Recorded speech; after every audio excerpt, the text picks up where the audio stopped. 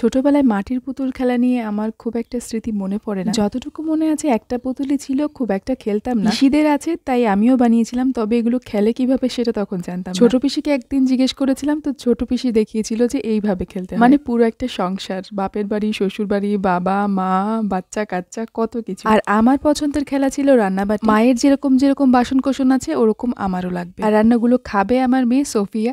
প্লাস্টিকের একটা পুতুল। এই পুতুলগুলো ঠিক এভাবেই সাজানো থাকতো এই বাক্সটার মধ্যে। সেই খবরটা পিসিরা ছাড়াও আমি জানতাম, মা ঠাকমা জানতো না, তাই ঘর গোছানোর সময় নির্ঘাত ফেলে দিয়েছিল, তাই এরকম লন্ডভন্ড অবস্থা। আলোর রিফ্লেকশনের কারণে যে পুতুলগুলোর মুখ ভালো করে বোঝা যাচ্ছে না সেটা আমি তখন খেয়াল, কারণ আমি পিসির কথা শুনতে ব্যস্ত ছিলাম। এইভাবে জামা তৈরি এই শাড়িটা মানে আমাদের তখন মানে কি বলবো, এতে খেলা যাবে না আর কি। নতুন কাপড়ের অংশ আছে, এইটাই শান্তি, পরানো যাবে না, নষ্ট হয়ে যাবে। এই দেখ সব নেটের শাড়ি তৈরি করা, এই কালার করা হচ্ছে সব রং পেন্সিল দিয়ে। বড় পিসি না হলে মেজো পিসির নাইটির অংশ। এই যে বরের জামা, বেদের মেয়ে জ্যোৎস্না যদি কখনো দেখিস সিনেমা, সেম শাড়ি, ওটা হয়তো লাল, তো সফিটা পরে দেওয়া লেপ হিসাবে ব্যবহার করা হতো। এগুলোও আছে, কাপড়ও আছে, তুলো এতটা দেবে তোমার টেলির বাড়ির।